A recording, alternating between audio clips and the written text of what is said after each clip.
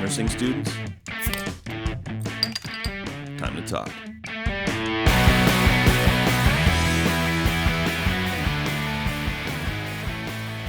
Welcome to the Real Talk School of Nursing Podcast, Season 4, Episode 13. I am your good and faithful host, Michael Smith. You can support the show directly on our Patreon account at www.patreon.com/realtalknursing and gain benefits such as early content, shoutouts, and special swag. Write into the show at realtalknursing@gmail.com or use Facebook, Twitter, or Instagram at realtalknursing. Thank you for supporting our friends, affiliates, and sponsors and following us on social media. More listeners, likes, and followers means more and better shows. Make sure to share the episode with classmates and give a hand up to those who are coming behind us. Don't forget to reach out and tell us if you have any announcements or special shoutouts to friends, classmates, or colleagues. If you like the show, the Real Talk School of Nursing Podcast is available everywhere, so go to wherever you download podcasts, subscribe, rate us, review us, write into the show, and smash that subscribe button. Remember to leave only 5-star reviews because that's the only ratings that count to get us noticed by more nursing students. We want you to be part of this crazy nursing school journey.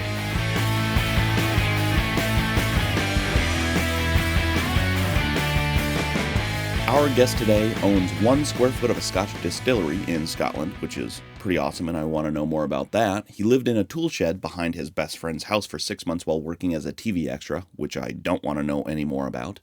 He led weekends of awesomeness expeditions in Oklahoma, where he attended a prison rodeo, went spelunking without a helmet, gambled at a wiener dog race, had dinner with an Amish family, went looking for alleged Viking runestones, and ate 2 beating rattlesnake hearts. He is a dual citizen of the Principality of Hutt River and the United States, and was appointed to a royal diplomatic envoy by Prince Leonard in 2012, which you might have to go back to his old podcast to listen to the story of that, but it's pretty humorous.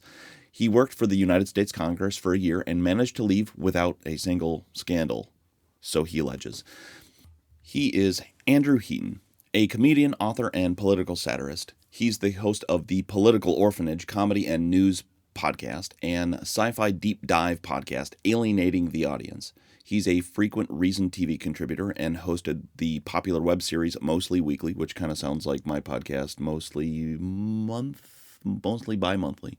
He's performed stand-up comedy at the Edinburgh Fringe Festival, which I definitely need to go to, and has performed throughout the United States and Europe. His Patreon account, should you check him out and choose to support him, is www.patreon.com/Andrew Heaton. You can also find him on most social media platforms by searching for Mighty Heaton, where I know you'll be pickled by his irreverent take on news and politics, his reckless approach to humor, and his dashing and decidedly Scottish approach to culture and dress. Welcome, Andrew Heaton.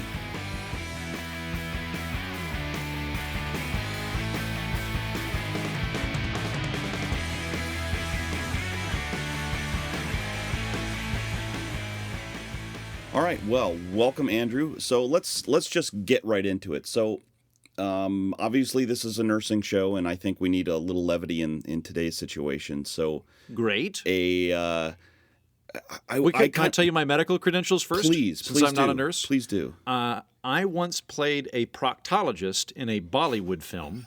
And I've weirdly I had a brief run as just a professional white guy in Bollywood films. I've played a psychiatrist and technically a family doctor. I was technically a family doctor, but I kept saying, when we were doing the scene, I would always slip in all right, I'm just going to give you a quick prostate check, and then we're going to move on to, and then I would just whatever we needed to do, I would always put in prostate check until the director came over and asked me to quit saying prostate check.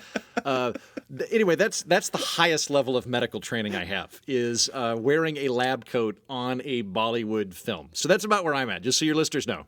Well, but see, that's the great thing about it is I don't think you need to have I don't think you necessarily have to have medical knowledge in order to understand humor and understand the stress that other people are going through and having some empathy for what other people are going through. And I think that's one of the things that we're missing on all sides, is the ability to see things from other people's perspective.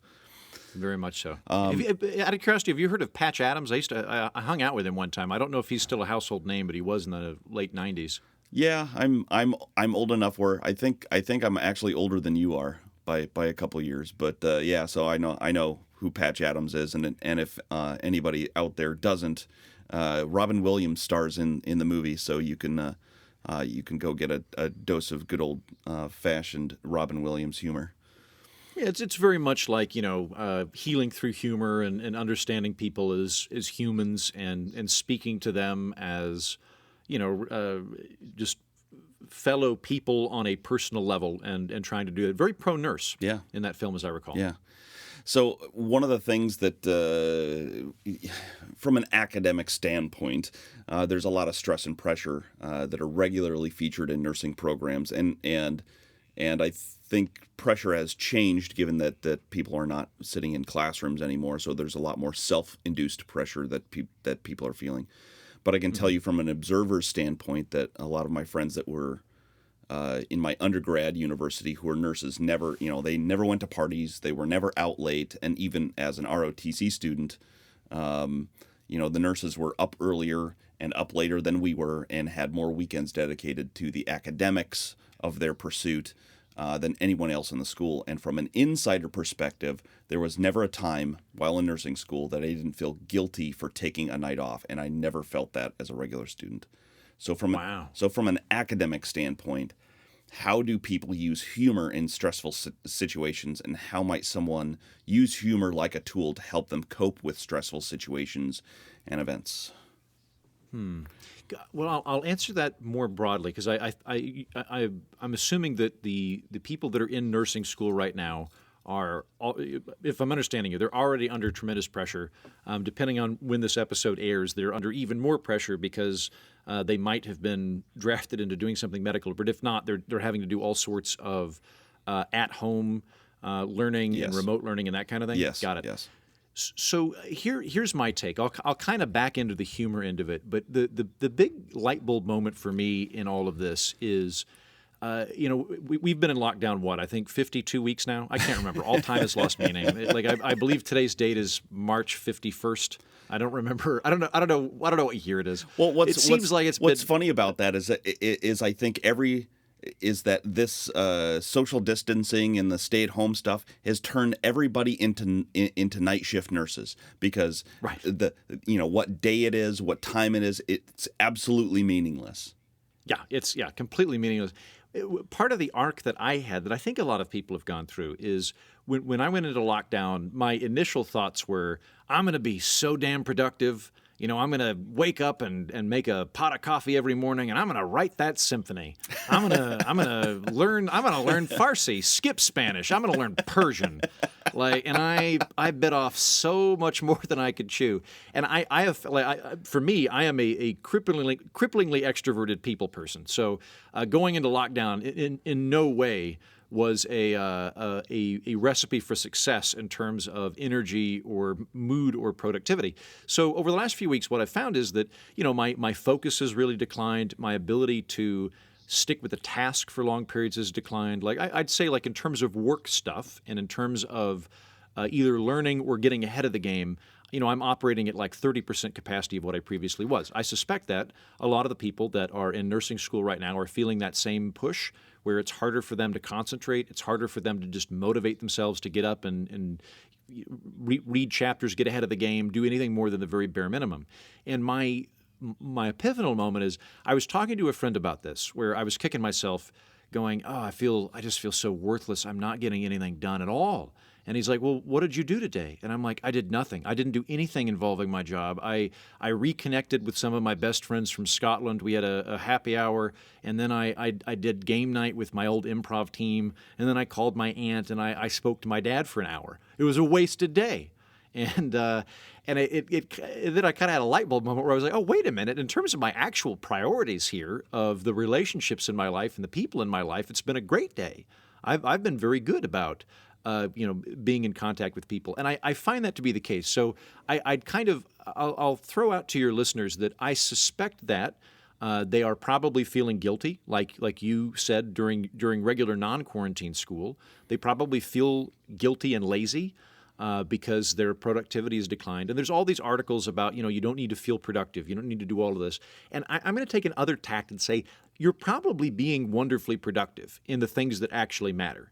I suspect the people that are in nursing school are probably very empathetic people who care about the people in their lives and just care about human beings and welfare in general. My guess is that that is a very common trait among nurses. And so I would further guess you've probably spent a lot of time calling people in your life that you either love or are worried about. I'll feel free to, my Twitter's @MightyHeaton. Your listeners are welcome to let me know their experience in this, but I suspect that they've probably been very productive and have probably been very connected to and emphatic about their relationships with other people, which I think is a wonderful thing. And it's easy to get caught in a treadmill of kind of productivity and work and all of that, and forget that the relationships in our lives are very important. They're not incidental. They're not superfluous. They're not things we do when we have time to do them. They're upfront priority. So that I realize that's not funny, but that is kind of my overall take on all of this. In terms of humor, I would say right now I think good mental health is a priority people can do. And it's funny there too. I'll talk to people and they're like, I really haven't been reading very much news recently. And like I've worked in news. I was a TV writer for a long time. Honestly, you need to listen to about half an hour of news a week. Like there's so true. There's not that so I worked. I was a writer in primetime TV for 3 or 4 years, and we could never go on air and go, hey guys, no major developments since yesterday. It's all pretty much the same thing. Pretty much you exactly just turn off the same TV. as yesterday. Yeah. Don't get yourself in a huge bundle about what this person said or didn't say or how this came off, and how we're interpreting this statement or that statement, or how we're going to overanalyze something from blah blah blah. Exactly. You can't do that in media and all of that. And so you have to go on and be like, oh my God, guys, Miley Cyrus wrote a Wrecking Ball naked. People are really worked up about this. Don't go spend time with your family. Right now, I think I think it's perfectly fine for people to be binging things they love. And I'm into comedy. I really like comedy. So if there's like I've been exercising and watching Parks and Rec recently. Am I learning anything? No. Does it bolster my mood? Yeah. So I think if you have some sort of media consumption habit, obviously the first priority in your life should be to listen to this podcast. This is the number one thing you should be doing, of course.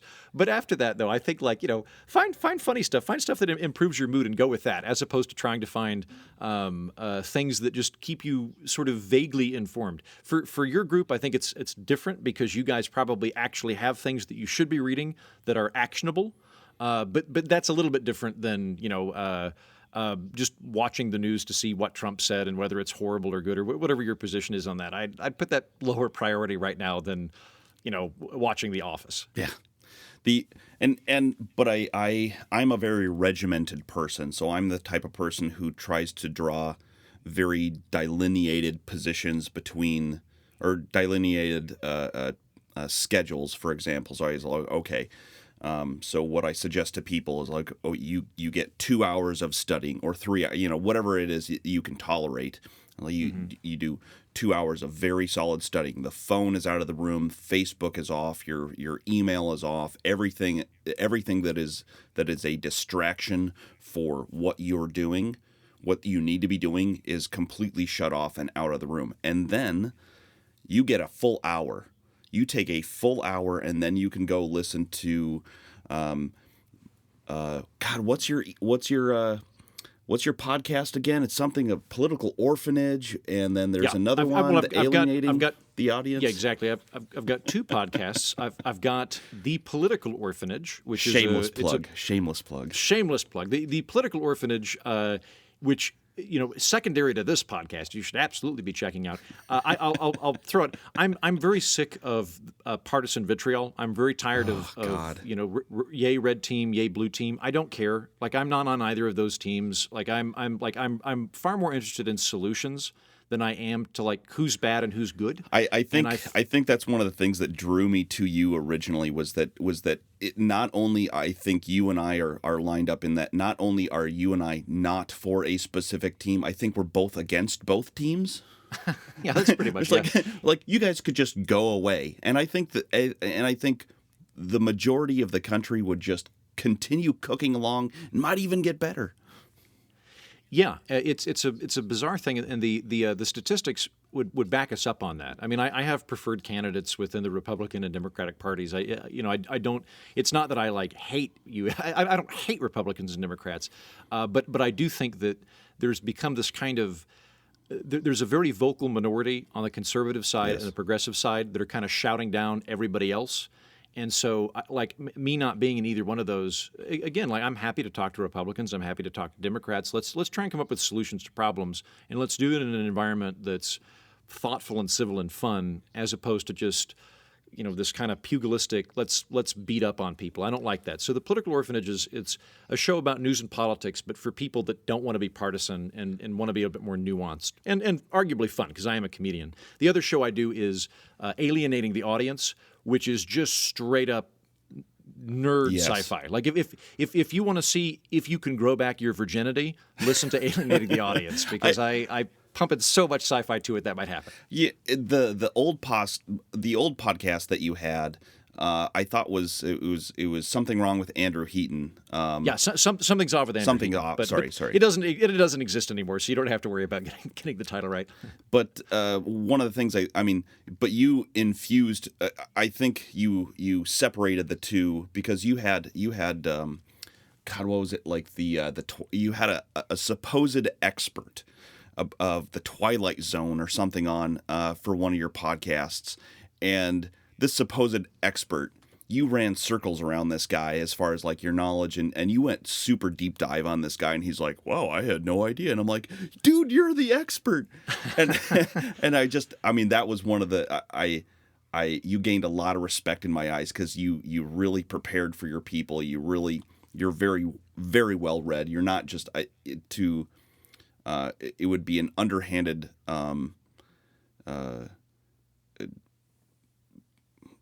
it would be extremely disrespectful to you to call you a comedian, because I think let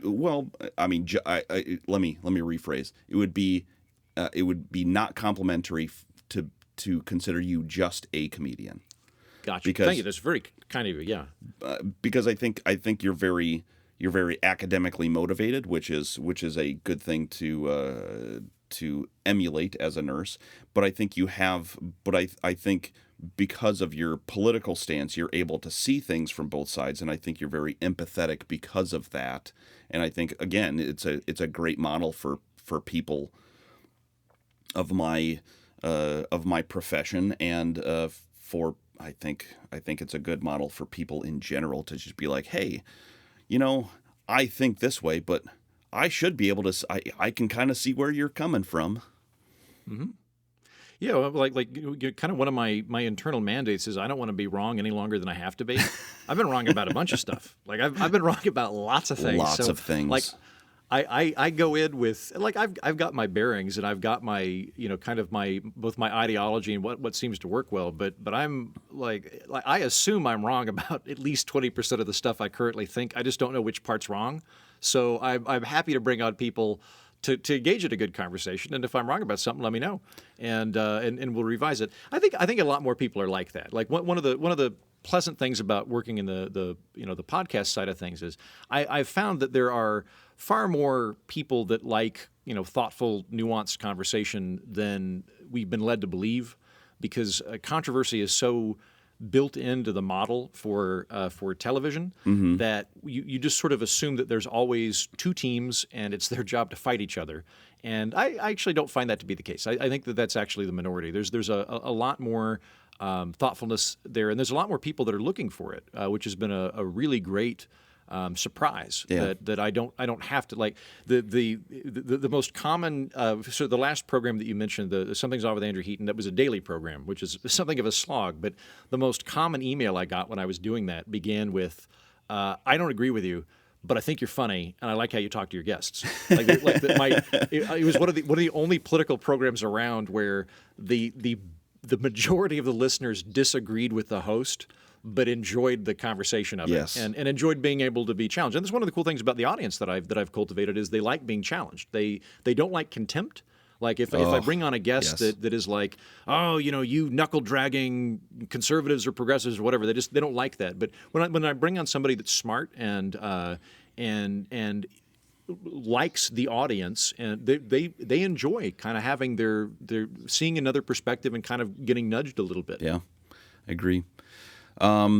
Let's take a break right here. We'll do a commercial break, and then when we come back, let's talk about some kind of.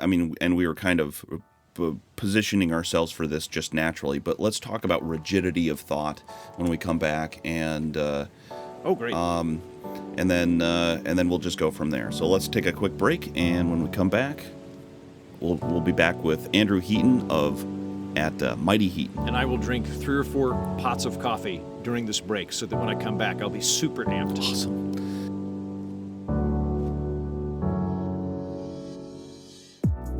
Patience. What is that? Who even has time for that? Pi is P-I-E. Patience in everything. It's a simple yet difficult, yet powerful thing to learn. Think about the last time you were impatient. What came of it? How patient am I with others? How patient am I with myself? How patient and kind am I with the trials and unexpected turns in life? Am I patient and fully aware of the blessings of each day? I've been given a gift, be it fruit or life. It's up to me to choose how to use it. This is a book of short essays on life through something as simple as pie. Here's Coletta reading Piology 101. Piology 101, the synchronicity of pie in life.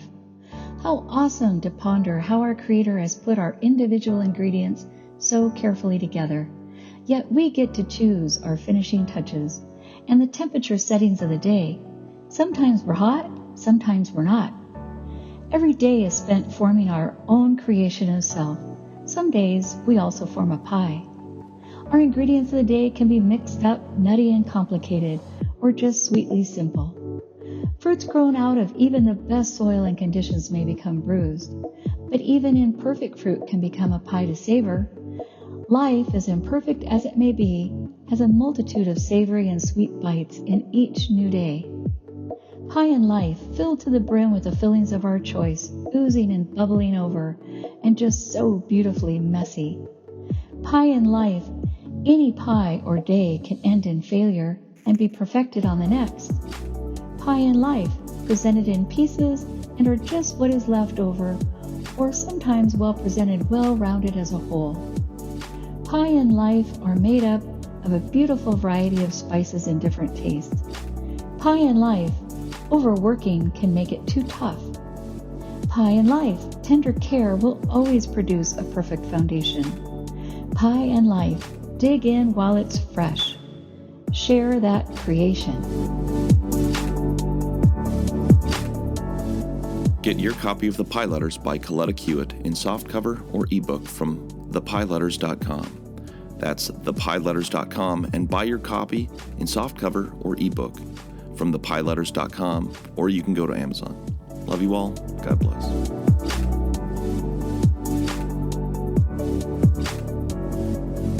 You're listening to the Real Talk School of Nursing podcast. All right.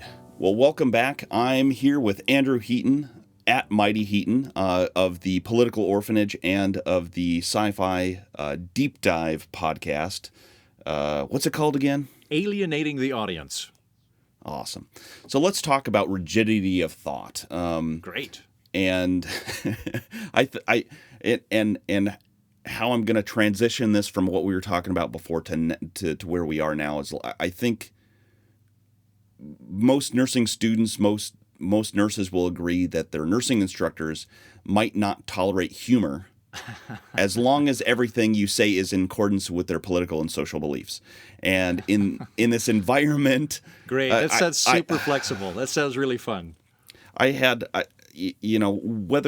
regardless of whether or not you agree with the social justice kind of thing or not, I had an instructor come in to teach epidemiology, which is a very dense, very fun, sucking subject.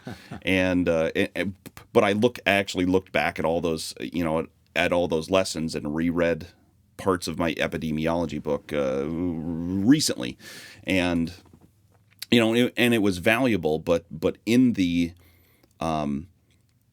notes part of the slides were repeated over and over again, probably 100 times in all caps with 10 or 15 exclamation points, social justice. And so when you're coming from that point, anything that might, again, I think you're a very nuanced person, and I think that the discussions that you and I have, or that, well, you and I have independently of each other, are I try to be nuanced, and I try to take an empathetic approach with my patients as well, because I don't know what's going on in their life. In order to help heal them as a person, while I'm a nurse, I have to kind of understand where they're coming from. And I think that kind of mental rigidity is not helpful. If it just didn't seem like it was. It just seemed very anti-empathetic from where this instructor was coming from. So how might someone use their sense of humor to play nicely with others and not lose their very soul, to agree with every stance that the academics of the school might have, regardless of whether or not you're politically aligned with them or whether or not you agree with them at all? Because sooner or later you're going to have a major disagreement with somebody, and it seems like everything, even in nursing, has that kind of rigidity of thought where we're just not able to get ourselves out of these couched positions. Well, first, I'm kind of surprised that would even be the case. Like, I've never been to nursing school, but I would assume that nursing school is much more, nuts and bolts, pragmatic, actionable steps than, say, like, gender studies or even history and arts and sciences and that kind of thing. But there's still like kind of an infused political agenda there? Well, I think it has to be infused into it because even once you get out into the profession, there's unions, and then there's the politics of the hospital, and then there's the politics of the healthcare system, and then there's the politics of the political the infusion of politics into healthcare itself, and while, for example, if you have an associate's degree in nursing, your education is more workmanlike. It is more nuts and bolts. It is more of the academic side. And then as you progress to like a bachelor's degree and a master's degree, you're adding on some of the more less nuts and bolts and more, I don't know how to explain it, but you're talking more about, I suppose, for simplicity, you're talking about politics. Right. Yeah. I find kind of two ways of dealing with that, because it comes up a lot in comedy. Comedy is very politicized at the moment. There were a lot of very people that came in that, to be blunt, are going for clapter, and yes, and it's also just kind of the way comedians work. Comedians tend to be overthinking things quite a lot, so you don't find that many comedians that just don't have political opinions. They usually have them coming in. And there's a further interesting breakdown, too, in that like stand-up comedians tend to have a strong anti-authoritarian streak to them. Improvisers tend to have a super PC bent to them. So with the improv crowd, social justice comes up quite a lot. And I've found one of two things happening, and I'll preface this with, I'm not like I don't like offending people. I'm not an edgy comic. I'm not. It's not my goal to make people feel uncomfortable or to certainly to make people feel unwelcome. But I also am not. I don't know how to put this different. I'm not in a big rush to get a new religion, and I feel like wokeism functions like a religion. So I'm if you want to do that, that's fine with me. But like I'm not going to breathlessly get on board in the same way that a lot of other people are. What I have found is that there's sort of two different tacts that work. One is to sort of disengage a lot of this stuff. So, like for example, there was right before I left New York, there was I was throwing a party, and I said, like, yeah, I've been dating a girl over in Astoria, and somebody went, you mean woman? And then looked around the room very pleased with herself and kind of wanting everybody to see her admonishing me. And like I didn't know that was a rule. It just no one had told me before that you're supposed to say woman, you're not supposed to say girl. I didn't know. It was an honest blunder, if such a thing exists on my part. And I have found that when that comes up, where I'm not cracking racist jokes or anything. I'm speaking in the normal course of conversation. I will accidentally step in some kind of bear trap. If somebody corrects me and I just shrug and go, I'm a Coors man, for whatever reason, that tends to diffuse the situation, because it's like I'm sort of communicating like, look, I'm sorry, like it's just I'm not a part of this. Like I'm a guy that drinks Coors. I'm not going to get these terms that you're using until 6 months from when you got them. There's going to be a lag time. I've found that to be a reasonable way of doing it, diffusing it with humor. The other way I find is that I think a lot of the time when people get defensive about that kind of thing, there's one of two phenomenons happening. Either they feel like they are championing a tribe, and you are either in that tribe or you're fighting that tribe. Yeah, it's very delineated. It's very you're either with us or you're against us, and I hate that. Right, and there's a lot of that right now, and it's probably going to ramp up over the next year. When people get stressed or they get fearful, they seek comfort in a group or tribe. And politics has kind of become the new religion in America, and so people really retreat to that. And so there is a tendency for people to, as they're in any type of uncertainty, they kind of want to like communicate, hey, I'm a part of this group and I hate the other group. That shows my loyalty to this group. And so if you're not able to engage with them, then you're going to kind of ruffle them up. And this goes kind of across the political spectrum. I'm not picking on any particular group here. It is one of the weird things, and I think we're living in a time right now where people bizarrely care less about what you think and more about the words you use to express it, because the words you use indicate which team you're on.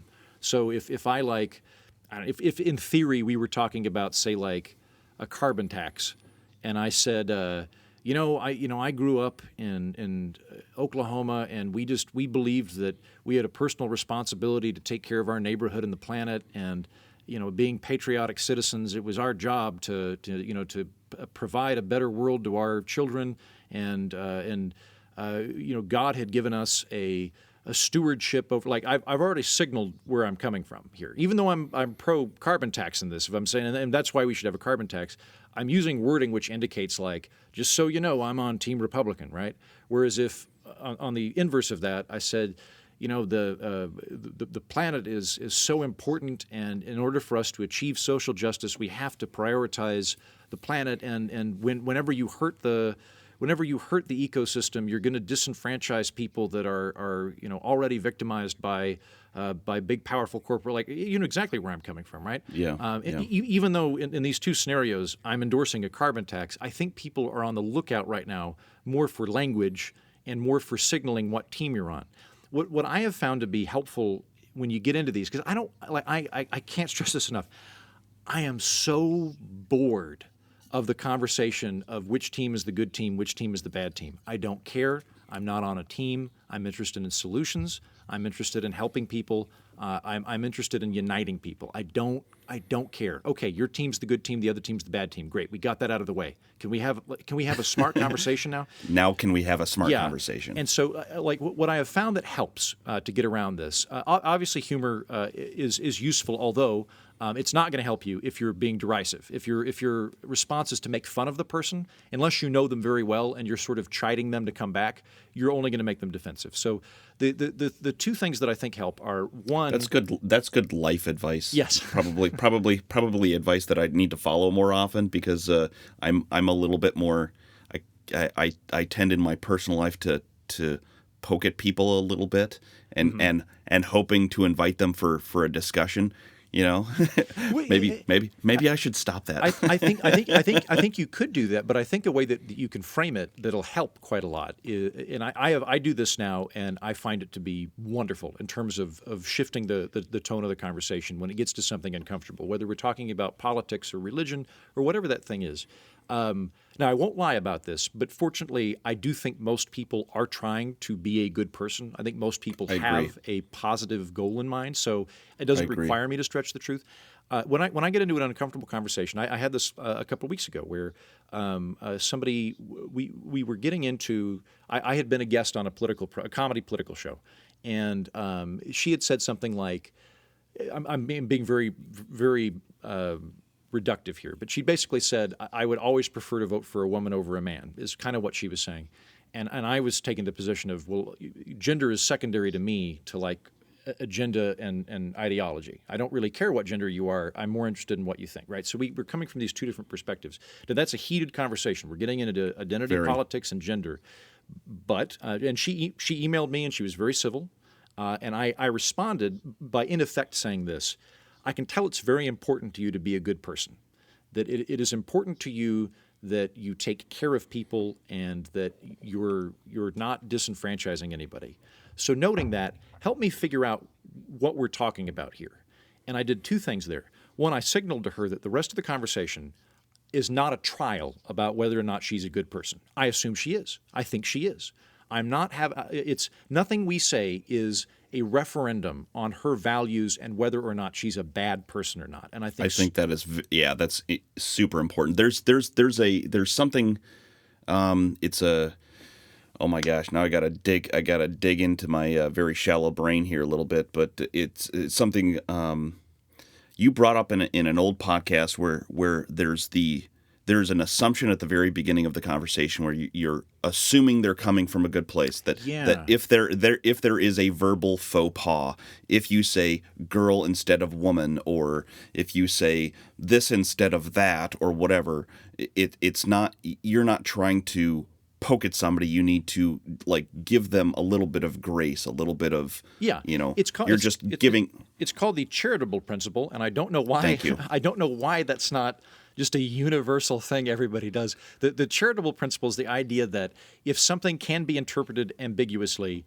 you err on the side of the person probably if you've got a range of like evil to stupid and smart to altruistic, if it's ambiguous, just assume that they're saying the better version of that. Don't default on the secret evil that they're indicating, that they've slipped up to reveal their demons. Just to assume that they're operating. And obviously, like if someone says like, I hate Mexicans, that's not ambiguous, right? There's no ambiguity there. Yeah. So I find that if you're establishing that helps a lot. The other thing I think that helps quite a lot is like sort of try and remind the person that we're on the same team. I think ultimately we are on the same team. Like depending on when you release this episode, it may not be of issue anymore. But right now we're having, I think, a good and needed conversation about, do we reopen the economy? And if we do people die? Does it, what's like that? That's good stuff. And I'll defer. Your listeners would know so much more than I would on that, so I'm not even going to weigh in on it.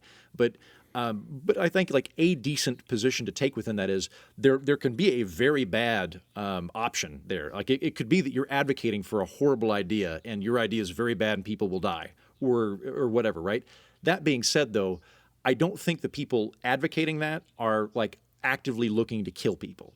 Like they're not like they're not Malthusians going, we really need to cull the herd by introducing death to kill off the useless old people. Like that's not what's going on. Everybody in this equation wants to get back to happy, healthy, and productive. Everybody across the board wants that goal.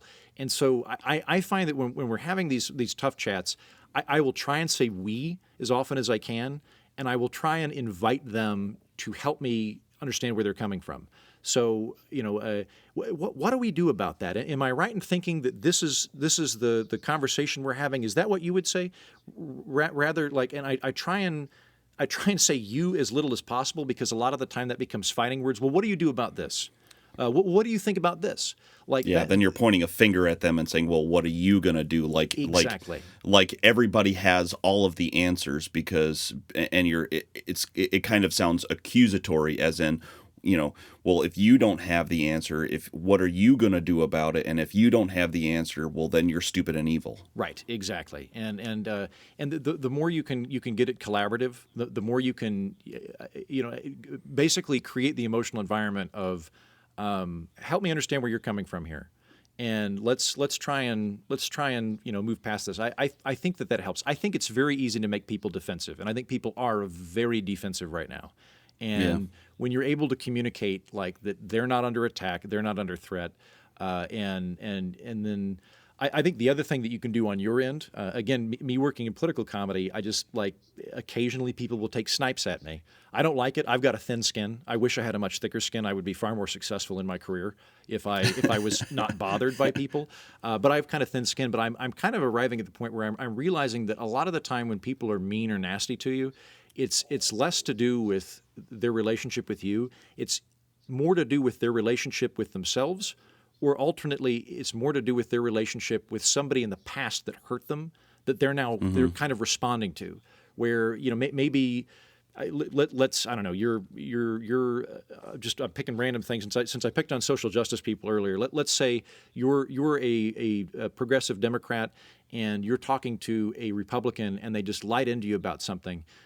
While it's not okay, it's might be that they're in their mind they're kind of reliving a Thanksgiving conversation they had where their progressive niece was really mean to them about something that they did not feel was up, and so they're already kind of preemptively defensive, and they're thinking we're going into a fight, and like knowing that it's not so much about you will kind of help you avoid getting pulled into that. Because I think you hit the nail on the head. Like one of the big fights right now, and this is big within the world of nursing, not just within the world of politics and the country, but the on the nursing side, we're going. If you open up the economy, we're already getting overwhelmed through much of the country in all the ERs and the ICUs, and we're gonna. I mean. The extreme position is that you're going to kill people if you open up the economy, and I think the other side of that is that you're going to kill people if you don't, and so like the extreme position is that you're a bad person because you want to open up the economy, and you're a bad person because my family's going to starve if we don't, and so everybody's going, you're going to kill people if you don't do whatever it is I want to do, and I think it's much more nuanced. Sure, I think so, and weirdly again, I think everybody pretty much has the same goal. Like no one. I mean the two downsides at this point that I see are of sort of the extreme downsides are that I think we're past this, so this isn't really as likely anymore, but there was a period where it was possible that a bunch of people had already been infected. We were already going to have, a truly horrible thing, right. And that shutting down the economy had been too late, and so we were basically wrecking the economy for fun. That doesn't seem to be the case now, but there was a period where that was a legitimate concern, and Sweden operated that position of, look, like we're already screwed. We might as well keep the economy going. It was sort of that position, right? And then the flip side would be if you reopen the economy, we're either going to boomerang this and have to shut it right back down, which is going to cause even more problems, or we're not going to flatten the curve and people are going to die. And they're big stakes. I mean, like, to be clear, these are not like, these are big issues. They're worth being passionate about. And I agree. And for me, we need both. And we need both of those discussions. We need the person who's saying, okay, these are the dire consequences of, this is a worst case scenario, and as a pessimist, I love working within the premise of these are the worst case scenarios of each of these positions, and how do we make sure that neither of those things happen as much as possible? Yeah, and I think part of the way you do that, a lot of the time, when we kind of get into these topics of how to deal with difficult conversations, there's a sort of unspoken premise that you shouldn't get passionate. I think that's fine. I think you should be. I'm sure that people listening to your program that are in this world, and you guys are either seeing or know people that are seeing really bad stuff right now. That, like, I, as the insulated comedian, am emotionally not dealing with. It makes total sense that people listening would feel very passionate about this, and they should. And I think that they can and should be passionate in engaging other people. I think the problem is contempt. Contempt is contempt is you are beneath redemption, and I no longer value or respect you as a human being, and that's a very different thing than I am angry with you because I think you're wrong. That's fine. I think I am angry with you because I think you're wrong and I believe you were a worthless human being. It's that bit that becomes problematic. And I can tell you, I agree. That is the thing that people across the board respond so poorly to. On my podcast, we did an episode on gun control. I'm kind of a moderate on gun control. Much of my listeners are libertarian, and so they wanted me to deal with this issue. I brought on a friend of mine that works for National Review who's very pro-Second Amendment. We had a good conversation about it. We exchanged each other's views, but at no point was there any contempt in the conversation. We both liked each other. And people listening, they either agreed with or they disagreed with me, or they agreed or they disagreed with Charlie. But none of them ever felt like they were that us, the people talking, thought that they were lesser human beings because of their particular stance. And I Right. find that you can people will engage with you on a variety of things up until you're contemptful of them, and it's just kind of basic ways of avoiding that. There's a Thomas Sowell quote I love, which is, "There's a big difference between seeing someone as being in error versus being in sin." When someone's in error, they've adopted an unproductive way of thinking that can be corrected. When they're in sin, they've adopted they've willfully decided to be evil, and you can't engage with someone, and they're not going to want to engage with you. So, like, to go back to the lockdown type thing. Let's take the position that reopening the economy is going to kill a lot of people, right? Just hypothetically, that is a big deal, right? We don't want that to happen. I think you could still be empathetic to the people that are wanting to open up the economy. Like, fortunately, my income has not been significantly affected. I've had gigs canceled because of this. I've lost some money, but not enough that I'm in a panic. But the people that I find within my circles that are the most vociferous about hating protesters are also the people that have the most rock-steady jobs in either academia or in government or something. Like, they're not under threat, and I'm Right. like, while I disagree with these protests, like, I have to kind of put myself in the mind of somebody that's caring for a family of 4 that has lost their job and is really worried about the future. Like, those feelings are legitimate. And they've got they got a $1,200 check that cost them, I think per American it cost us $16,000 per American to get $1,200, and that's supposed to last somebody like 3 months. Right, exactly. Yes, that is, and I have friends living in Los Angeles. That's in New York. Like, New York has like an oxygen task just for existing there. You're already paying such a crazy amount of money. Right. So yeah, basically, my main point is you can be passionate. You can have a position. You can vociferously defend that position. But I think engage the position rather than the person. When you start making character attacks, when you start attributing demonic attributes to individuals, there's nothing productive there. Then they're certainly not going to come around your position. To get back into humor, there's a wonderful comedian, Chris Bliss, who I'm a big fan of. People that were maybe in college around like 2000 or so might remember a viral video he had where he did interpretive juggling, which sounds terrible, but I swear if you look up Chris Bliss juggling, it's one of the best things. I think I remember that. Yeah, it's one of the best things the internet's ever made. He's phenomenal. It's great. It's worth looking up. He did a TED Talk a few years ago where he talks about the kind of bridge building capacity of humor. So when you are arguing with somebody, the more you argue, the more adrenaline you're producing, and the more adrenaline you have, just literally, the less you can understand other people. The higher your adrenaline rate goes up, the less open you are to other ideas, and the less open you are to changing yours. Conversely, when you're cracking jokes, you're giving people spurts of endorphins, and they are more receptive to ideas like that. And I've found that to be my case. Like when I do, again, I do a lot of political comedy. Like I've got. I used to do a joke in D.C. when I was there, where I would, and I'm not going to go into stand-up mode. I'm just going to communicate I'm going to communicate the essence of the joke without going into full comedy. But I would, okay. I'd say at one point, like, because I was the independent. It was mostly progressive Democrats that were there, and I think 1 or 2 Republicans. I was the one independent. I would kind of make fun of both sides, but I'd go, I really like how open-minded Democrats are about things they already believe. And they would all laugh in a way that they would kind of, when you were making a joke, people are willing to come along with you for the 35 seconds of the joke. They'll walk with you for it, and they'll be receptive to it for a 30-second increment, right? But if I'd come out and just pointed a finger and said, I don't think you guys are as open-minded as you claim to be. I think you by open-minded you mean pro-gay, which is great. I agree, but that's not the same thing as being open and receptive to ideas that you don't already hold. That would have turned people off. It would not have been, that. Yeah, and I think no matter which side of, if you had come out like that, no matter which side of the subject you're on, that's going to be a turnoff.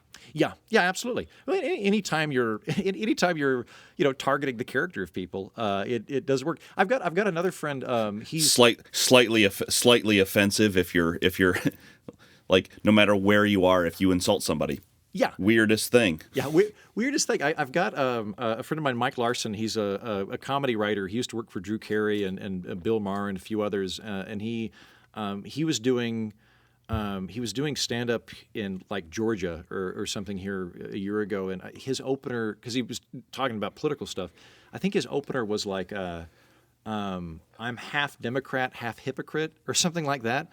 And I thought, like, what a masterful way of like immediately inviting the audience in, because he's a progressive Democrat. He's in Georgia. It's a reasonable inference that there's a room full of Republicans, and he's going in and like opening it up by allowing the audience to kind of kick at him in a way that, like, if I were in the audience, I would feel like this guy. I'm probably going to disagree with this guy, but I am now on board with him. Like, I'm willing to listen to this because I know that he's going to have a certain level of self-depreciation, and it's probably going to be less focused on attacking me. And I think there's first off, I try to be I'm my natural comedic bend from a personal standpoint is that I'm self-depreciating, mm-hmm. But I also, I don't know, like I know that at some point I'm going to have a disagreement with somebody, and I know that if I think your earlier advice is that if you go into a situation thinking that there's a 50% chance that you're wrong on something, mm-hmm. and be like, and that opens you up to listening to somebody else, I'm totally willing to do that. And I've had a couple conversations recently where somebody goes, well, you really did this, and that really ticked me off or whatever, and it's like, gosh, I guess I didn't realize that I was doing this or that, the other thing, and gosh, I'm really sorry, like I didn't understand how that made you feel, and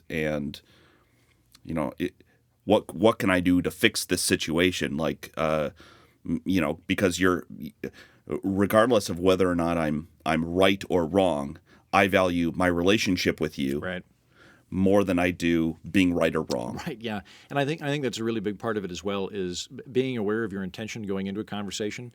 If you're going on to Twitter to find people to fight with, chances are you're going to get a fight. I suspect Twitter. It's one of the reasons that I avoid Twitter, honestly, because it's so it just seems like it's so balkanized. Like it is, yeah. Like Twitter's you terrible. could say you can say almost anything, and somebody's going to fight you on it. And I'm over it. Yeah, I'm over it. I'm over the politics of it. If aliens ever come to Earth and like land on the white, like we should just immediately agree to destroy all message boards. Just like all Twitter, Facebook, YouTube comments, just destroy all of them and be like, no, the internet's just for porn. We've never been this horrible dumpster fire of bile. I think knowing your intention is very important there, right? So like, if you're going into a conversation with a friend and you're doing it, like they've got some issue, like say you engage the conversation. There's some issue that they have that you don't agree with, and you're just wanting to pick at it. Well, okay, so like your intention there is, I think this person's wrong, and I kind of want to like trip them up, or I want to, maybe I want to fight them, or I want them to know that they're dumb, or something like that. If that is, you're not going to win anybody to your side by saying you're a complete fool or you're a complete idiot for having the stance. No, that you have. Absolutely not. Weirdly enough, like if weird. I see this a lot in arguments where like it's the person's basically giving them a two-pronged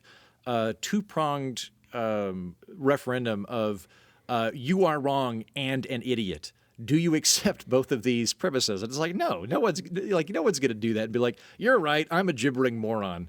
Like it's one of the things you can do that actually I've found this a lot of the time when I've got into conversations with friends. I've got a couple of friends that when they were younger could not admit they were wrong. Like they could not do it. If we had a black and white issue where it's like, no, I'm just like the facts are on my side. I could do one of two things at the end of that conversation.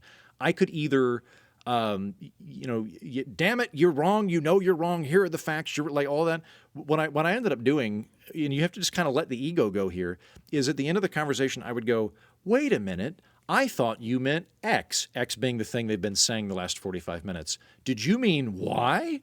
Y being the thing I've been saying, only phrased differently.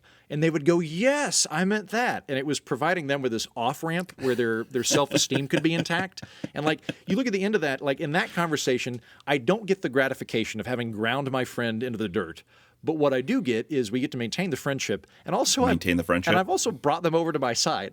Like they've agreed. It's just that they didn't have the they didn't have the ego ability to drop the drawbridge and admit defeat.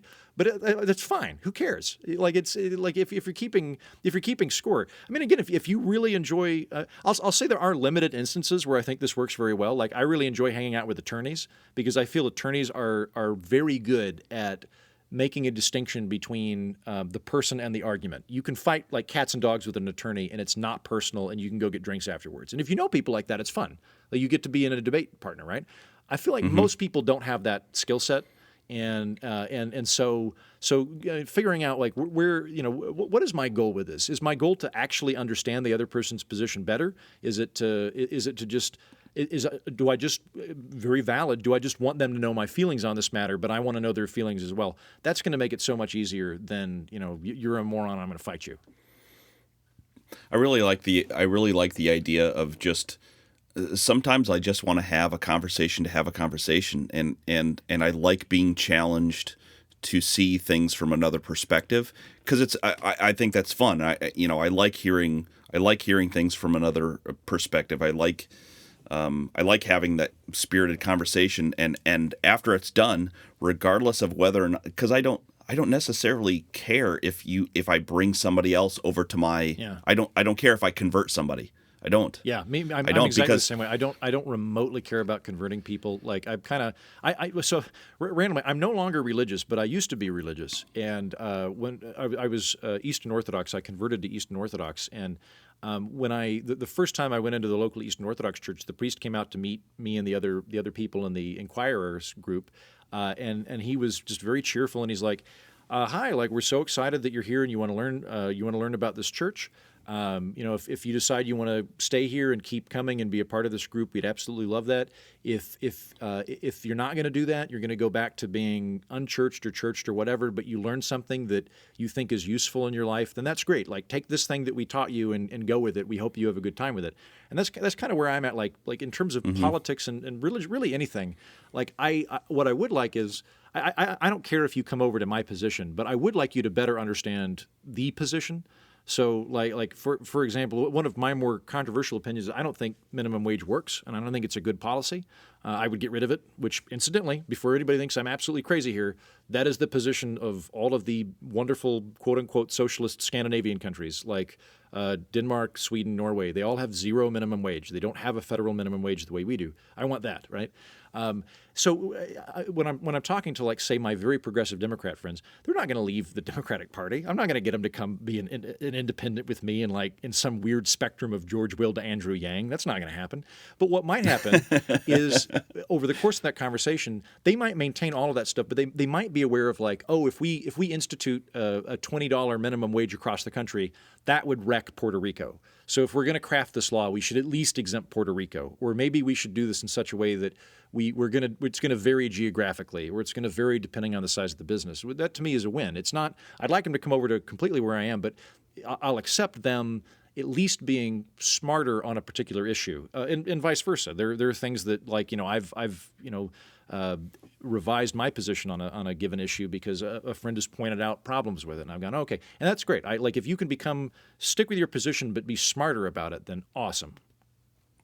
And I differ from you in that I don't necessarily want to convert somebody because I think we need both positions. I think we need somebody to say, again, using the economy versus the shutdown as the two opposing sides on something. We need somebody to go, look, these are the major consequences of X, and these are the major consequences of Y. How can we take a measured approach? How can we make sure that we are doing both things as smartly as possible, so we're not ruining lives should we do one or the other? Yeah. And bringing it back to comedy, like how do we? I think some of the things that you've brought along in that, self-deprecating, like, I'm probably wrong on this, but here's what I think. Show me where I'm wrong. I apologize for, if something I said ticked you off and that's going to negatively affect our friendship. Well, I guess I'd rather keep your friendship than whatever. So I just... Yeah, and I agree with you, and so I'll close up on this if it's okay.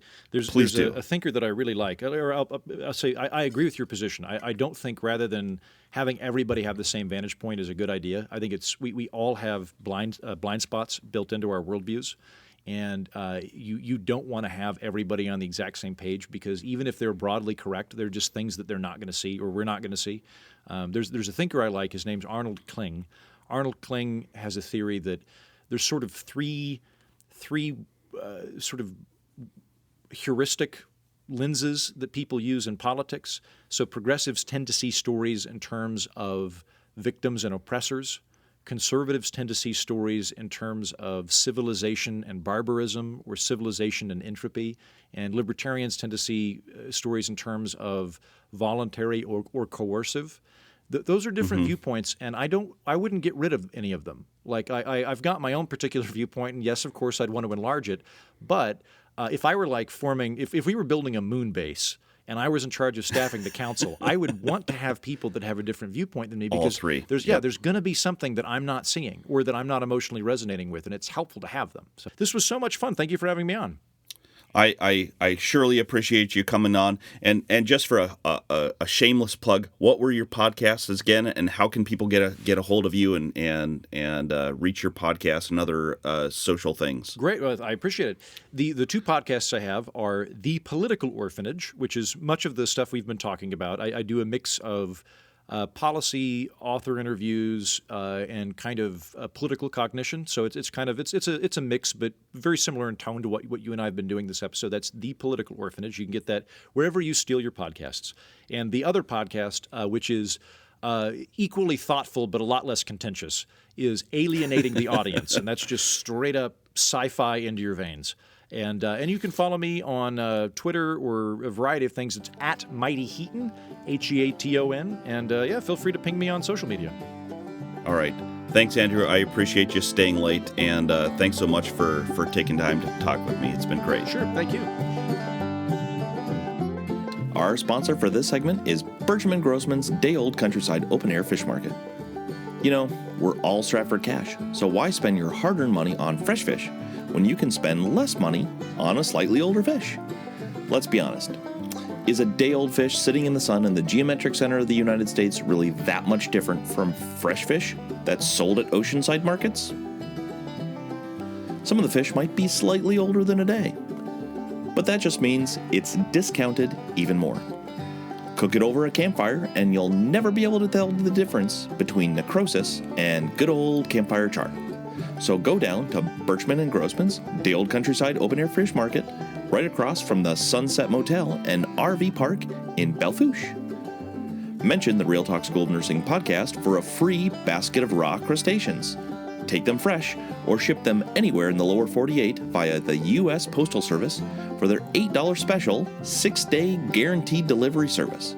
So stop down at Birchman Grossman's Day-Old Countryside Open Air Fish Markets in downtown Belfouche, or stop by for the grand opening of their second location, Birchman Grossman's 2-day-old Countryside Open Air Fish Market just off Highway 85 in Jolly Dump.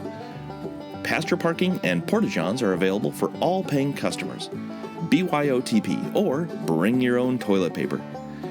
Birchman Grossman's Day-Old Countryside Open Air Fish Market. If you think the name is a mouthful, wait till you try the fish.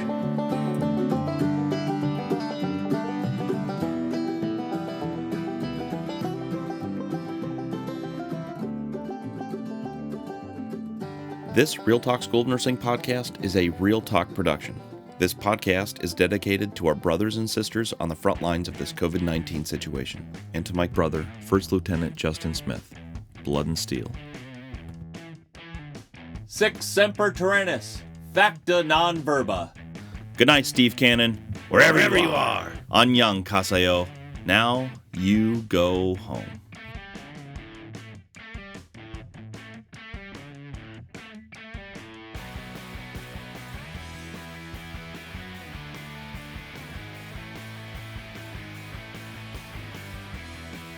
Thanks for listening. You can support the show directly on our Patreon account at www.patreon.com/realtalknursing and gain benefits such as early content, shoutouts, and special swag.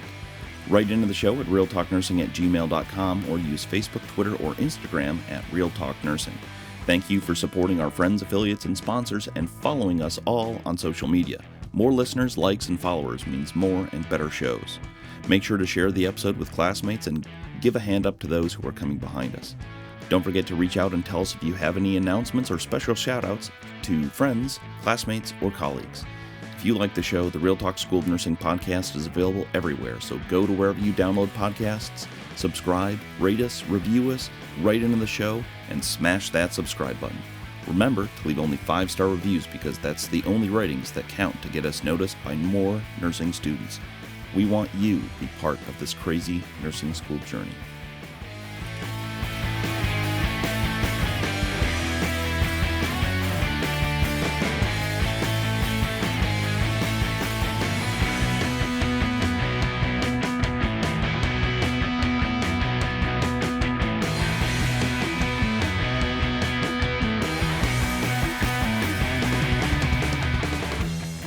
The Real Talk School of Nursing podcast is a holy moly, I can't believe you're still listening to this podcast.